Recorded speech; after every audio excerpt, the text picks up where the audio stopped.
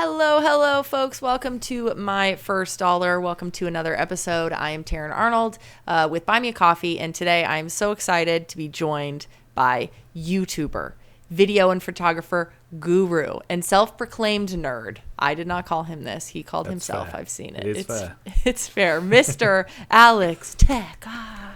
Hello. And the crowd goes wild. Hello. How are you? I'm very well. Thank you. Are you? I'm great. Well, cheers. I'm a little jealous. We just talked about this before we started recording. He's got a little brewski. Yeah. What kind of beer? What do you got? This is IPA. So Indian Pale Ale. There you go. Are you a coffee guy? Like, did you have coffee this morning? Yeah, I can't get through the day without at least a few cups of coffee. Same. It's got to stop. I know, it's bad, isn't it? It's bad. Well, to kick it off, tell me, if you could get a beer, let's go beer because you're there right now. If you can get a beer with any other YouTube person, creator, type, dead or alive, who would you choose? Oh, good question. YouTuber, I'd go with Casey Neistat. Yeah, why? He's just the man, isn't he? Yeah, he's been the YouTube man for years, and he knows what he's doing. He just seems like an interesting guy. He's always doing something. Yeah. And I'd imagine it'd be the most hectic conversation ever, because you'd sit down, you'd like neck a coffee, and then you'd run down the road, and you'd get on a bike, and then you'd be in a cab, and he'd like knock stuff over, and it's just and then you'd be surfing, and I'm just there like, what's going on? You're just on his back, just going for it. I'm usually locked in a room just doing nerd stuff, and now I'm out doing all this crazy stuff. So I think it'd be cool. Yeah, I think Casey'd be an interesting chat. That's a good one. Yeah. So let's hop in. You already said the nerd stuff thing. Tell me what that qualifies as. What do you do? What is your nerd stuff that you do? My nerd stuff? Oh, yeah. A bit of everything, really. Yeah. So I've always just been into IT. So I did sort of IT when I was back at school. It was always a thing I was into. I've always been a bit, I was a gamer kid. I'm 30. How old am I? 31. So I grew up in that age when like PlayStation came out, and then the gaming sort of really came up. And that naturally led to like computers. I was always into seeing what computers could do, and again I remember the days of the dial-up internet, when the modem made funny noises and all that sort of stuff. So, and then that just led into a career. So my day job, I work with computers. Oh, cool. I support sort of schools. I work in education doing IT there.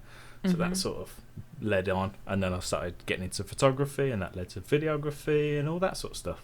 So you're you like to tinker with like tech. Yeah, I'm a tinkering sort of guy.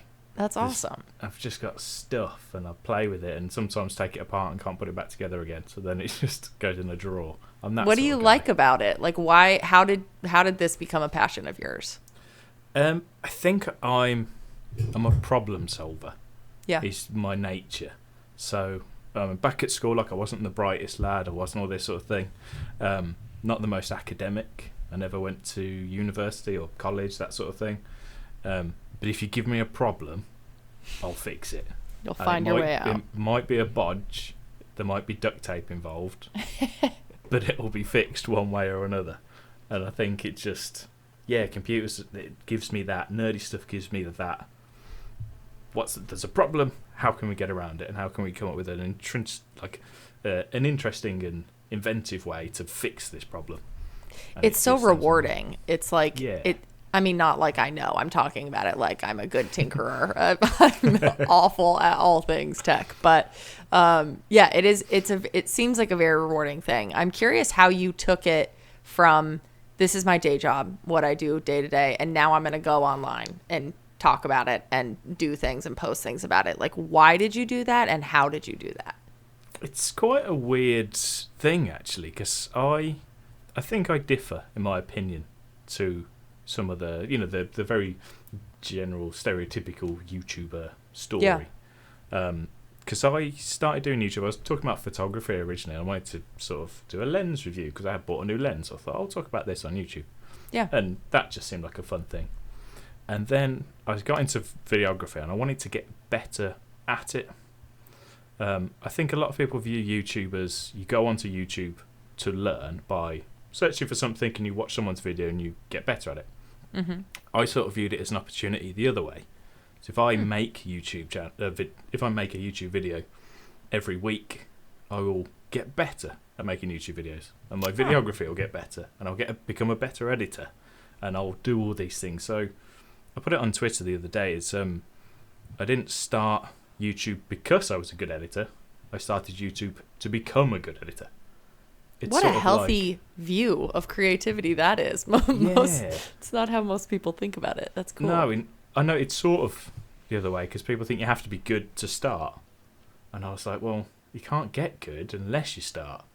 So how did you get over the fear of doing that, though? So many people are like, no, I'm not going to put this out there until it looks good or it sounds good, or, I just locked myself in a room and sort of did it until I was sort of happy with it. Yeah. Honestly. And some of my early stuff is not the greatest. You can always go back and have a little look. But you put it out there and you see what happens. And if it goes wrong, no one's died. You know, it's not the end of the world. You just go, right, what did I do wrong? I'll fix it and I'll do better next time. Yeah. And I sort of view it, when you're at school and you read a book, you learn a subject, but then every week you might have an assessment on it. That's how I viewed it. So I could spend the week learning it, but to really cement it, I'll make a video on it.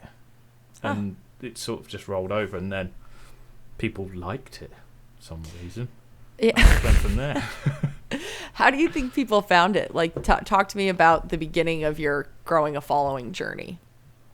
I think, I'll be completely honest, I think a fair chunk of it was just luck and timing. Because I talk about DaVinci Resolve a lot, which is, for those that don't know, it's a video editor. It's sort of like, Premiere Pro and like all the other ones. But there's a free version, and it's not like a really sort of half a free version. You get an awful lot for free. It's really amazing how much they give you for free.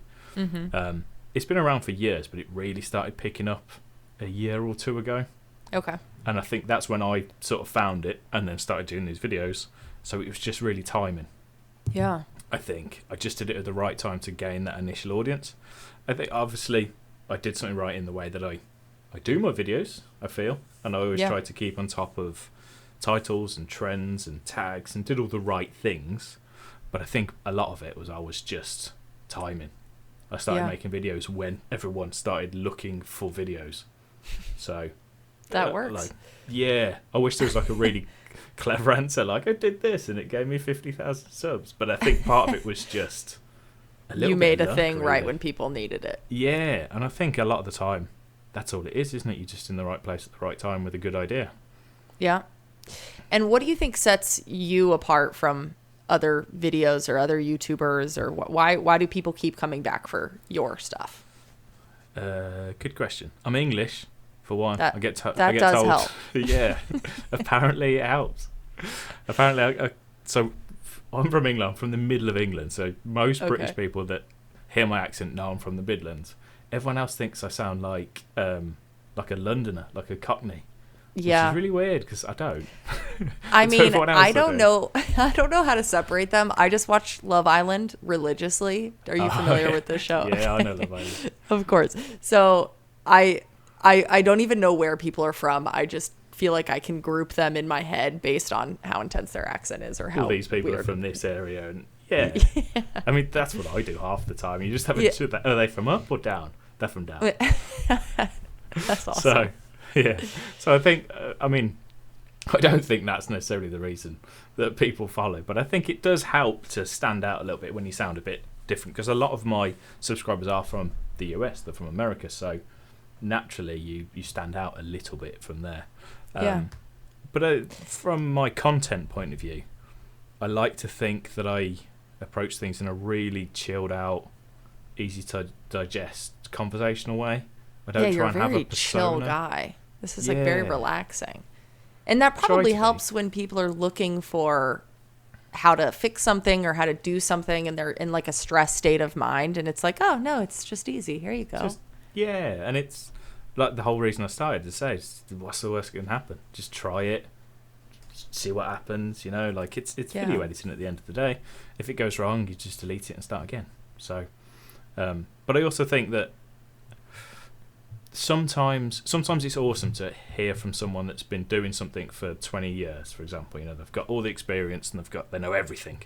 Yeah. But sometimes it's great to be taught from someone who learnt the thing you're trying to learn 2 weeks ago, because they've just gone through the thing you're trying to get through, and they know little things which, if you're an expert, you might brush over because you think, oh, they know where this menu route is. But if you've just learnt it, you can really point it out and go, no, if you don't see that, you need to do this. And I think that really does help. How do you juggle? You said you have a full-time job still. How do you juggle the two? Do you like having both? Do you wish it could be just one? Yeah. Lots and lots of coffee. Yes and no is to the answer if I'd like to do it full-time. Part of me thinks yes. Part of me, I like the security of a full-time job. I know that I'll go to work 5 days a week and I'll get paid a set amount every month, so my mortgage is covered and my bills are covered and all that sort of stuff. Yeah. However, on the flip side, it would be great to be my own boss and do my own thing and that sort of stuff. So it's just sort of a swing around about sort of pros and cons. But at the moment, I do enjoy it. It's a nice thing. We're in lockdown at the minute in the UK, if you didn't know. So we're in a 4-week lockdown. So I usually go out and I do exercise. I go out riding bikes. I like mountain biking. I go to the gym, and I can't do that. So I've got an extra hour or so a day. So at the minute, it's even better than it was, because I go, right, there's an hour or two a day where I'd usually be out doing something like exercise, something productive. So now I can either sit at home and watch Love Island. I don't watch Love Island, but I could watch something. You could, and you should. I could. But, I could just sit around doing nothing. But instead, I go, well, I've got this extra time, I'll be productive. Yeah. And I love that. I love finishing a day and going, I've achieved something today, and hopefully it's helped someone out. Yeah. I saw what I think is maybe the most that I've seen on Buy Me a Coffee. You have like almost 14,000 people that have bought you a coffee.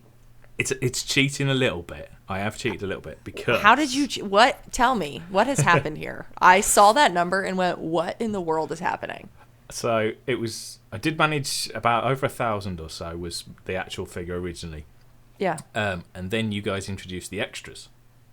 So I listed some stuff for free as extras. Mm-hmm. So that bumps up your supporter number, because obviously people go and they download stuff for free.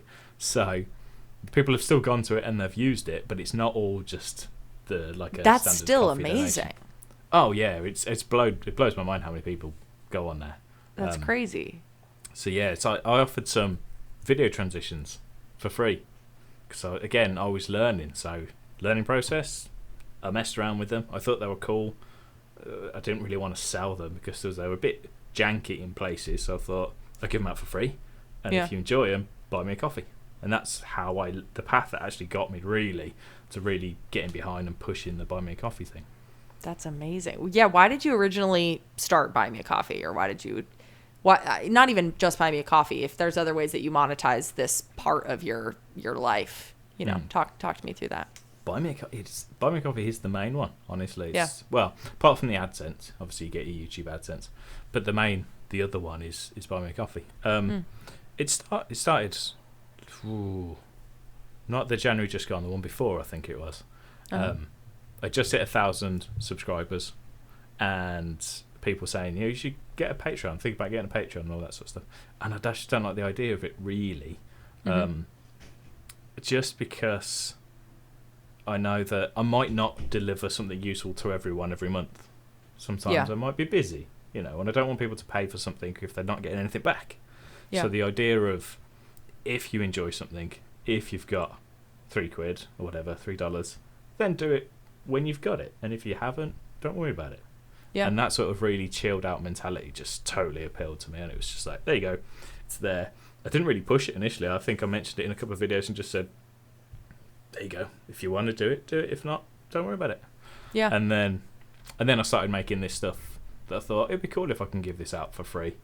So made some videos, said, here's a link, go download it. If you find it useful, buy me a coffee to say thanks. And that's when it really sort of shut up. That's why. And when did that happen? That was recent, right? Yeah, well, it really went a bit mad recently. Yeah. I hit, what was I on? I just hit 10,000 subscribers in January. And I'm at 52,000 subscribers now on YouTube. What the hell happened to you? I think people were bored because everyone was in lockdown, so they were like, "I want to learn how to do video editing." So my videos just grew and grew and grew. And yeah, because I was offering stuff out for free, and saying, "Okay, go have a look," people just really liked that. And again, it was never intended to be like, "I'll give this a free."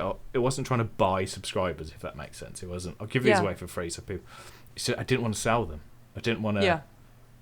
Because if you sell something, people miss the fact that if you sell something, you don't just sell a product, you sell a service, and you sell ongoing support, and you sell all this sort of stuff has to be bundled with it. And I didn't want that, so it's like, I'll give it out for free, and if you want to say thanks, do so, and if you don't, it's all good. And then, it just shot up from there. Why does that change how you feel about what you're doing creatively, like knowing that there are so many more eyes on it? I try not to think about it, honestly. Yeah, sorry I'm making you think about it. You're making me think about it. You're like I find it really strange. Not in a bad way, obviously. Yeah. But I think it can get lost on YouTube because, you've got people with 100 million subscribers, and then you go, I've got 50,000, and they go, oh, yeah, it's all right. It's not great. But if you put 50,000 people in a room, that's a lot of people. That's a lot of people. That's a lot of people. Yeah. So I try and keep that idea that it's a lot of people, and I always make sure to be sort of grateful. Yeah. And not take it for granted. Little things like if I'm doing an intro in a video, I don't like the term "Hello YouTube," because you're not saying hello to YouTube. You're saying hello to all these people that have taken time out of their day to follow you, and to talk to you, and to comment and like. And I like to keep it personal. That's but then nice. On the flip side to that, I don't like to think about it, because then I'd be like, I don't want to make any videos anymore. There's too many people. Please stop looking at me. Yeah, just go away. Yeah. That's wild. Yeah, it's weird. If you were to give advice to somebody who was starting out, who was thinking, hey, I might try this thing, I might try making YouTube videos, I might try putting myself out there on the internet, like what would you say? Or what would you say to your past self if that's different advice? To someone else, I'd just say, just start. Honestly, starting's the hardest thing. It's the hardest thing with anything. If you was to start a sport, you'd turn up at the ground and you'd be the guy that is terrible, or girl. You'd be the person that's the worst, and that's horrible. Sometimes it's not nice. But you get over that hurdle. It doesn't take very long a lot of the time, and then you'll start to enjoy it, and then it can just snowball from there. So just start. I think everyone's got something to give.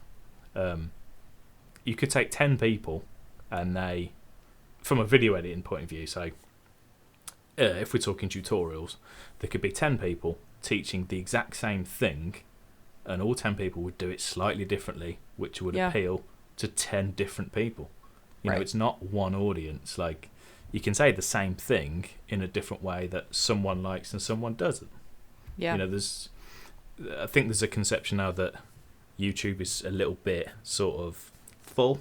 It's oversaturated, but I still think there's room. You can find a niche by just doing things just a little bit differently. Yeah. And just be yourself, and people will enjoy that, no doubt. And how do you stay motivated? Let's pretend that we are going to think about the amount of people that are watching your videos again. How do you stay motivated knowing that people think that 50,000 is not a lot, and I think it's massive, but knowing that other channels have so many hundreds of thousands of people, how are you, I don't know, how do you keep doing what you do and have the same amount of like joy about it, knowing that like there are bigger channels out there? Yeah, just taking it week by week, I think. Yeah. If you make a video that's slightly better than the last one, or does a little bit better, or gets more thumbs up, or gets more comments, or just the little tiny wins day by day, you just sort of make sure you focus on the little wins rather than the big win. And again, using a sports mentality, if you do terribly for 2 weeks but then you have one good game, think about the good game. Don't dwell on the 2 weeks that you had that were bad, because you'll just be miserable. So it's just little ideas like that. Do a video. Awesome. If it does well, awesome, I'm doing well. And don't focus on other people is the other thing. just do your own thing, stay in your own lane, focus on where you want to go, and just do it and see what happens. I love that. What's the dream for you creatively? Like, do you want to keep doing what you're doing? Do you want to spend more time here, less here? What's the hope? Oh, good question. In the long term, I would like to do more YouTube. I think the balance at the moment obviously is 5 days a week doing the day job, and then I squeeze YouTube in where I can. Yeah. It'd be really nice to just balance that out a little bit. As I say, from where I am at the moment with bills and stuff, I like the security of a full-time job. But if I could knock a day or two off that, so I'm still doing a day job, still getting a regular paycheck, but I've got more time to do my own thing, that's really what I'd like to do, and that's where I'd like to be in, 12 months or so. Sort of build towards that until I'm really comfortable and I know that it's a given. I'm just always aware that YouTube could just go in an instant, Not that I think it would, but there's a chance, because you're not secured, you're not contracted, you're not getting a payroll. It could just stop. And I'm not ready for that at the minute. It's too scary. So I'll keep the day job, and then we'll worry about that in the future. I mean, this year exactly has shown us how sort of things can flip. Like I've got some friends, and they're musicians. They're professional musicians. So they're self-employed. They don't have a job, but they do their own thing. So this year's just been a nightmare for them. Yeah. So it's just made me aware of that. And if you can have a full-time gig that doesn't mentally drain you or creatively drain you too much from doing the thing you like to do on the side, then I don't know. There's no harm in that, to me, at least. It just feels, why not? And that's what coffee's for. Yeah. Just finish work, have a litre of coffee, and then you're good to go. And then an IPA, and then you go to bed and you do it again. Job done. Sleep for 1 hour, get up again. I love that. Where can people find you on the internet? If they're looking for you, where do they go? MrAlexTech on everywhere, actually. YouTube and Twitter and Instagram. Oh, wow. You secured it. Yeah, although I'm useless at replying, as you know.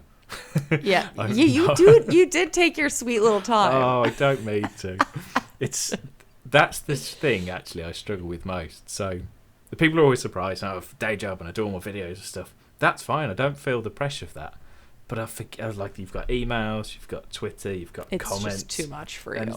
Yeah, or I'll reply to one person. I think I've replied to everyone. And actually there's 10 people waiting in different areas. And I'm like, I'm just minding my own business.